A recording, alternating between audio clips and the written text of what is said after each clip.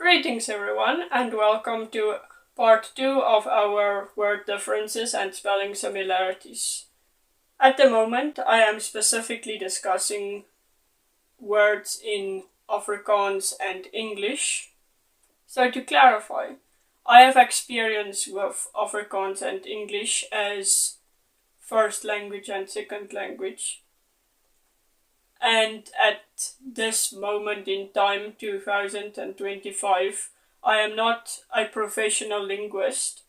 Instead, I am discussing these words from the perspective of a user of the language and not a studier of the languages. I think it's more of a inside perspective.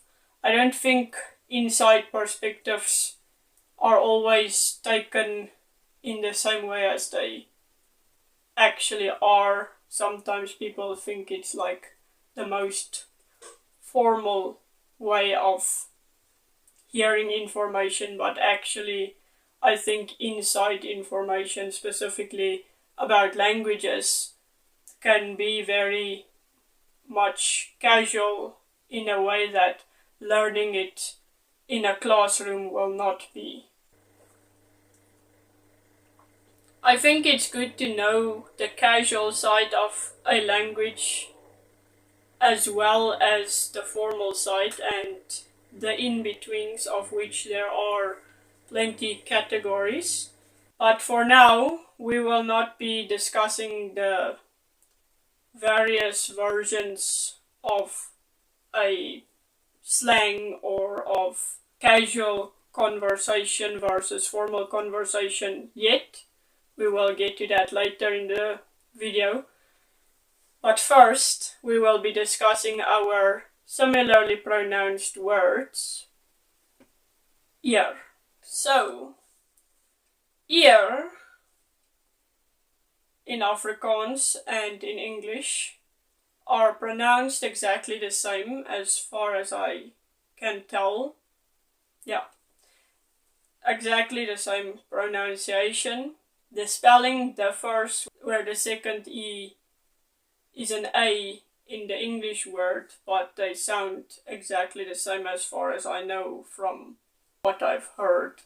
In regards to the meaning, while in English the word ear mostly refers to one of two organs on the head that are for hearing, picking up sound, and or balance, or not and or, but it helps balance when you walk or ride a bike or something. Actually, there is a lot of balance required to ride a bicycle specifically too, but a bike, also a motorcycle. Anyway, and on occasion the word could mean the handle of a cup or a mug, like saying I picked the cup up by the ear of the cup. But on this cup's ear, I just want to mention that I am not really sure exactly how many people do in fact say the cup's ear or the ear of the mug, because I think I might say the cup's ear because it's a way of saying it in Afrikaans, die kop is 'n oor, but I'm not really sure in English. I also did a quick Google search and found out that there is apparently something like an ear of corn, maize. Ek dink dis wat hulle mieliekop noem, but I'm not really sure. I think that based on the description in the article, it might be like what we call the corn head or maize head. I'm not sure which one, maize or corn, is more appropriate for that description, but basically the part of the corn that has the corn seeds. It's still weird to call it mielie, but corn pits. Elk gevals, coming back to the word ear. For Afrikaans, the word ear is not an amount of corn or an organ for hearing. Instead, it is the word for honor. So, like, you honor me, or it is a great honor. Jy eer my of. Dit is 'n groot eer of. Something like that.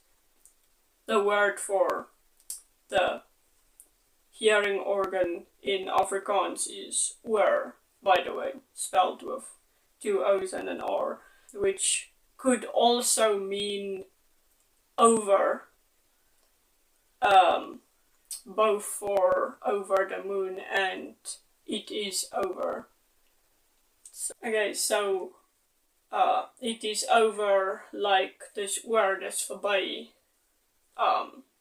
Daarom is dit oor, at least that's over. I don't think we often say over the moon in Afrikaans, but I think I've definitely heard it somewhere before, just not as frequently in Afrikaans. Like, you could say, hy is oor die maan, he is over the moon, but like, I don't think it's that common to say it. Like, you just say something else, not that, as far as I know. You could still say it, but it would still mean he's happy. As for the other meaning of over, gooi dit oor die heining, throw it over the fence. So where also has its many vast applicabilities. It can also indicate cause, like dis oor die heining stukkend is. It's cause the fence is broken, although I don't think that really registers as the formal or the correct way of saying it. It's just a way to say it, and totally something a lot of people probably say instead of, for instance, the slightly more, what I think the slightly more correct word would be, which is omrede or omdat, or even as gevolg van, although for as gevolg van it would require a word placement shift to accommodate that, because it's a particle of a sentence. It's actually 3 words instead of 1 word, so obviously, or not obviously, but of course it would require the placement of the words to change.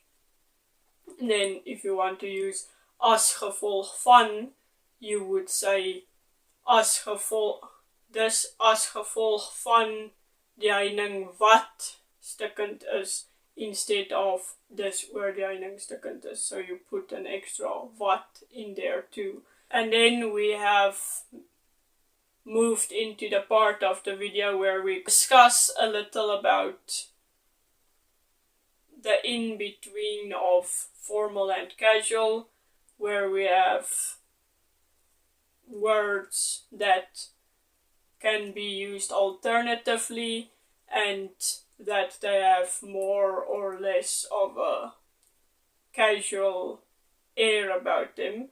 Like omrede, to me, feels very formal, very appropriate, and as gevolg van sounds totally ancient, but in a formal kind of way.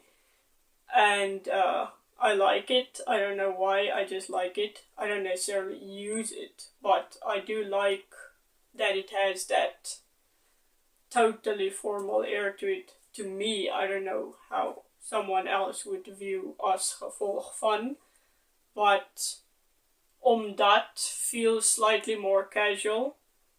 It's not as casual as saying oor or omdat or something like that, but it does feel slightly more casual than saying as gevolg van. So, yeah. And then the translations, of course, would be, I researched it a little on Google Translate and juggled word order and stuff just to get a little bit more of a sense for it. Omrede seems to translate to reason, as in the reason being. So the reason being the fence is broken. So the fence is broken is the reason why whatever was said before this sentence. But put into a sentence, omrede shifts slightly to translate more like either why or because, but yeah, mostly why. It just makes more sense to say why instead of because, but they both appear when translating it. Then we have omdat, that translates to because, and just firmly remains there no matter how I shift the word order and the stuff. It's just because. So I guess omdat is because, just because. And then as gevolg van, my favorite one so far, has almost like omrede, the little bit more of the shifting, so it has a bit more vast encompassing of concept. So as gevolg van would translate to as a result of in some instances, and in others it's strangely translated to because of, which kind of feels like the difference between omrede and as gevolg van, but only in English, wherein we have the more formal as a result of, or the reason being, and then in the other instance we just have because. And depending on the conversation, you can even say want die heiningestukkend if you want. And that will be our next word to discuss, want. Because those two are also, coincidentally, I don't think, but they are also pronounced the same, more or less, but their meanings do in fact not be the meanings are in fact not exactly the same. Thanks to everyone for watching and have a nice day. Until again seen. Tot weer ziens.